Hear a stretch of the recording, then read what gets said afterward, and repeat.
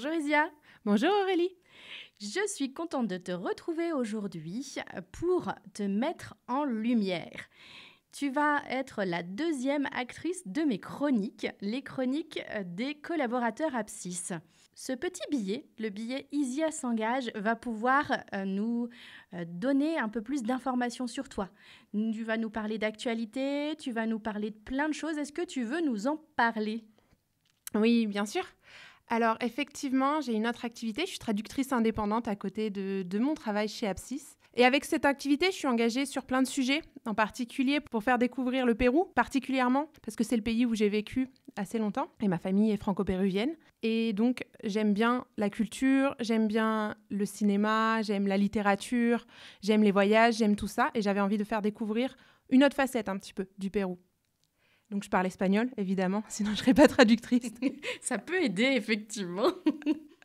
Et dans ce premier billet, j'avais envie de vous présenter le roman que j'ai traduit. Il s'appelle comment ce roman ? Rappelle-moi. Nada que declarar el libro de Diana en espagnol, traduit par Rien à déclarer. Alors ça marche, en route ?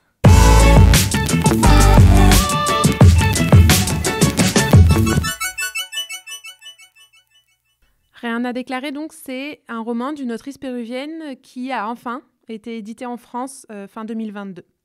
Et si je choisis de vous en parler aujourd'hui, c'est qu'on est le 8 mars, la journée des droits de la femme. Et cette journée rythme son histoire. L'occasion pour moi de vous faire profiter des premières lignes du roman. Chapitre 1. Et ce qu'ils y achètent, c'est du pouvoir. Dianette Posgé s'étire, féline, dans sa couchette de place après une courte sieste. Dans son lit de luxe, son pauvre lit de luxure, de dégoût. Elle réfléchit, elle est jeune. Elle ne connaît pas le mot ignominie, du coup, elle n'y pense pas. Lit de putain, lit de purin, j'y souille mon existence. Si seulement il pouvait se casser en deux au prochain tour. Ouvrant les yeux en grand, elle réalise quel jour on est. 8 mars, murmure-t-elle entre ses dents, après quelques instants. Diana, donc, c'est une jeune fille péruvienne d'un quartier très pauvre de Lima. Elle a le malheur de rencontrer, quelques jours avant ses 18 ans, Murat Buladar, dans les rues de sa ville. Murat la charme, elle succombe. Elle la suit, à peine sa majorité atteinte, en Allemagne.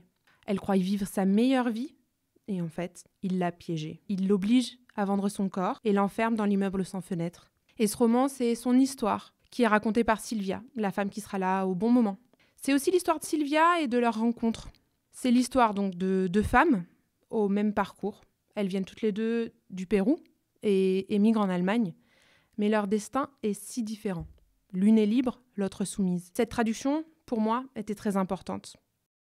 Je voulais me donner une mission en France quand je suis revenue du Pérou, celle de faire connaître la culture péruvienne, sa littérature, sa gastronomie, son cinéma, ses paysages. C'est mon pays de cœur. Je voulais vous donner une autre image aussi du Pérou, autre que la flûte de Pan, la cordillère des Andes. C'est très très beau, hein, mais il y a autre chose. Et donc, j'ai cherché une autrice péruvienne contemporaine à traduire. Et quand je suis allée dans les rayons des librairies, mais j'en ai pas vu, ou presque pas, en fait, de femmes péruviennes. Et je me suis dit, mais c'est pas possible en tant que femme. Je vais essayer d'y remédier. Dans ce projet, en plus, j'ai eu la chance de travailler avec d'autres femmes merveilleuses. Bon, tout d'abord, l'autrice Teresa Ruiz Rosas. J'étais en contact avec elle dès le début. Elle est de précieux conseils, elle est très enthousiaste de nature. Et Alba Bastida, qui est donc l'éditrice, qui est une amie, qui a créé sa maison d'édition, une maison d'édition très engagée, qui se donne une mission, donner la parole aux femmes. Elle agit aussi dans une démarche écologique, et c'est un autre engagement pour lequel que je supporte beaucoup. Elle propose donc l'impression à la demande. C'est pas courant dans le monde de l'édition. Et ça signifie surtout qu'aucun livre ne part à la benne. Parce que concrètement, ils sont produits. Le livre est produit au moment où vous le commandez dans votre librairie. Indépendante, c'est mieux. Je vous redonne les références si vous souhaitez aller le commander. Rien à déclarer, de Teresa Ruiz Rosas, traduit de l'espagnol, par Isia Dwix, moi-même, aux éditions Alba Bastida.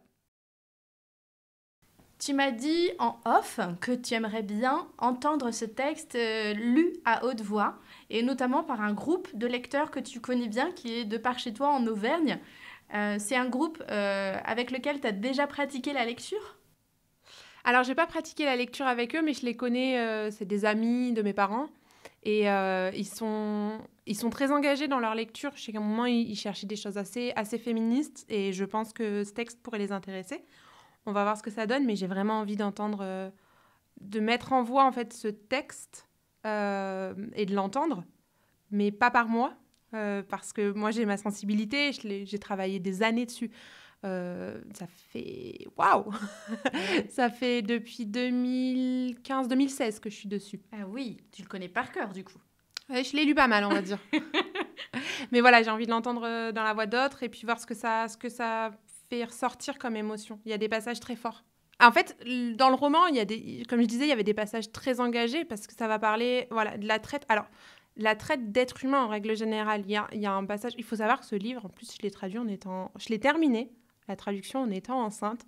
Et il y avait des fois des passages, mais après avoir traduit 2-3 lignes, il fallait que je me lève et que j'aille faire un tour, en fait, parce qu'il y a des choses super dures sur la traite d'êtres humains, les parents, qui vendent leurs propres enfants à des proxénètes, en fait, parce qu'ils n'ont pas d'autre solution pour s'en sortir. Il y a des passages très durs. Et ça, je voulais le faire connaître parce qu'on n'en parle pas assez. On n'en parle clairement pas assez. Et aussi, je te l'ai dit un petit peu dans ma présentation, mais cette ambiguïté entre cette femme hyper libre qui choisit de venir en Allemagne et donc un peu plus âgée, qui fait toute sa vie, qui n'a jamais eu on va dire, de soucis de femme jusque-là, et cette toute jeune fille qui a une vingtaine d'années au moment du roman, qui, en fait, dès sa majorité atteinte, a été enfermée, donc elle n'a même pas pu profiter. Bon, je vous fais pas de spoiler, mais on espère qu'elle pourra s'en sortir. Ah, on lui souhaite que le meilleur de cette belle rencontre avec Sylvia. Donc, ces deux femmes-là, c'est des personnages fictifs. Mais par contre, elle met en lumière des situations réelles. Tu m'as dit que l'immeuble, par exemple, des 100 fenêtres, où est enfermée Diana, c'est un immeuble qui existe réellement. C'est ça. L'autrice, en fait, l'histoire lui est venue en passant avec le train devant un immeuble qui ressemble, j'ai vu la photo, elle me l'a montré, qui ressemble en tout point à ce qu'elle décrit et qui semble être effectivement un immeuble, une maison close, en fait, avec des fenêtres numérotées, en fait. Et là, c'est les gens passaient en train, et donc elle l'imagine dans son roman, t'es dans le train... oh tiens, j'arrive dans la ville, tu prends ton téléphone, j'appelle, je vous réserve la numéro 3. Oui, c'est le drive. On est d'accord? Oui, ok. Oui. Voilà, et du coup, elle a pas vraiment vécu cette histoire, mais elle s'en est inspirée, et le personnage de Sylvia est très inspiré de l'autrice. Enfin, on ressent, il y a beaucoup de choses qui... Moi, je lui ai demandé, je lui ai dit, mais t'as vraiment vécu ça? Elle m'a dit non, mais voilà, je sais que c'est fictif, cette histoire-là, mais en vrai, ça se passe, toutes ces histoires. Et il y a des parties qui sont un petit peu moins fictives, je pense, sur... Elle a fait beaucoup de recherches, comme tous les auteurs, quand ils écrivent, ils recherchent beaucoup. Et je pense qu'il y a des choses qui parleront à des personnes qui l'ont peut-être vécu, ou de loin ou de près, mais ça ne peut pas rester sous silence, en fait. Essayons de cacher un schéma existant pour éviter que d'autres puissent tomber dedans. C'est tout à fait ça. La littérature, ça sert à ça aussi.